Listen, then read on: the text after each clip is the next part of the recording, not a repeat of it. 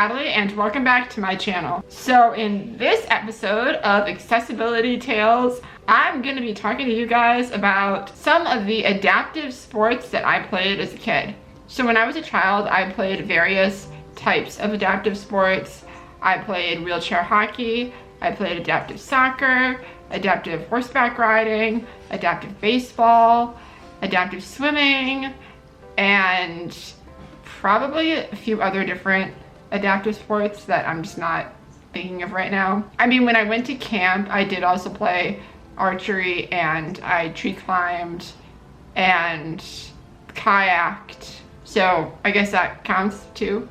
Anyway, I was a very active child when it came to sports. But in today's episode, I'm mostly going to talk about my experience playing adaptive soccer. So I mostly played adaptive soccer when I was in elementary school, and I have some pretty entertaining stories about my time playing that sport. So I had a fantastic time playing adaptive soccer when I was a kid. We played on a full-size field, and I remember the first day going to the field. I had a power wheelchair at the time, but I was always really stubborn about wearing my side supports. And I just remember the first time going onto the field, it was so bumpy. It just like threw me left and right and forward and all over the place every time I would hit a bump on the field. So it was so hard for me to drive really quickly in my chair.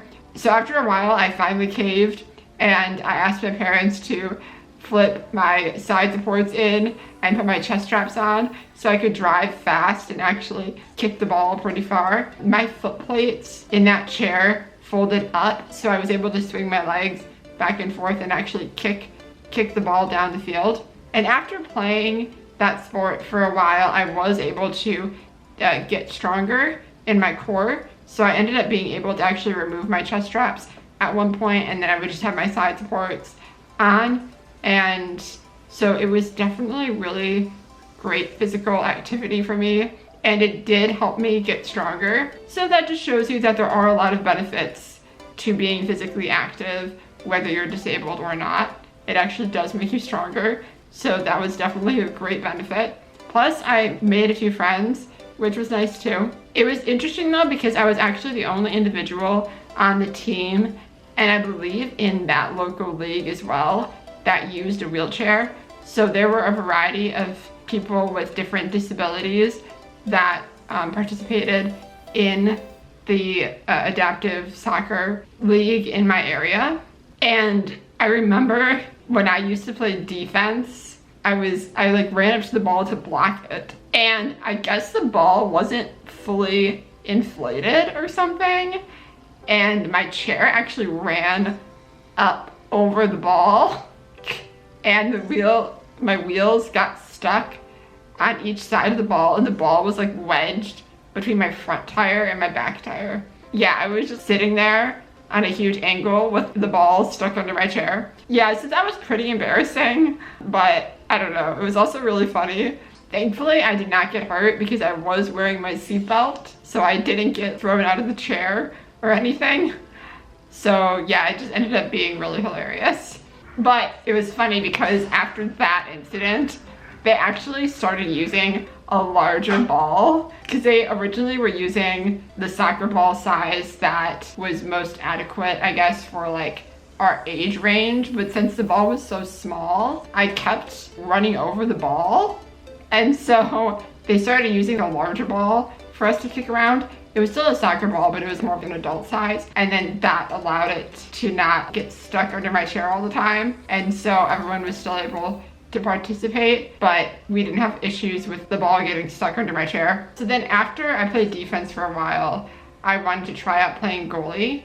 So then they changed it so that I was a goalie part-time. That was pretty cool. And they basically, the way that they adapted it was it was a rule that the players could only kick, well, for any of the goalies, you could only kick waist down. You couldn't kick towards the upper part of someone's body, because there are various people with disabilities where it like affected their upper body too. So it was just dangerous. So that was pretty cool. I was a really good goalie. I blocked like tons of attempted shots. But what was cool actually was that I learned how to adapt soccer in a way that allowed me to play. So I actually ended up implementing a lot of those rules when I would play soccer with my friends on the playground at school. So at recess, I had a group of friends that I would play soccer with on the playground, and we would play on the paved blacktop area. Basically, we would implement the same rules to the game that we would play on the playground so that, you know, everyone just stayed safe. Whenever it was my turn to play goalie, that was the rule that you couldn't aim too high because I wouldn't be able to block it with my upper body. We were playing a game and it was my turn to be the goalie. My friend, I just was nonstop blocking every single goal. And then one got past me finally, and then he kicked another ball towards me, and he just kicked it just in the right spot where it like went like under my chair in a weird way from the side, and it hit my battery on my chair. And this is an older power chair, so I guess the battery wasn't encased in anything. It was just sitting there strapped in. So yeah, he kicked the ball and my battery popped out of my power chair and it became detached from my chair. And so my chair wouldn't drive anymore because the battery popped out. And so my assistant that helped me at school, she was called a paraprofessional. So she came over and she got so mad at me, I remember, because she had to pick up the battery and like put it back in my chair. And she got so mad at me because I was playing with my friends, and I don't know, I just think that was really uncalled for, honestly, because what do you expect me to do? Just sit on the blacktop and not do anything? All the other kids are playing, and some freak thing happened where he kicked the ball at just like a really weird angle and it popped the battery out. Everything was fine. She just had to pick it up and put it back on my chair and plug it back in. That was it.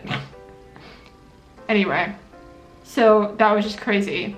And then after that happened, they like wouldn't let me play soccer anymore with anyone because of that, because it happened once. It was really bizarre.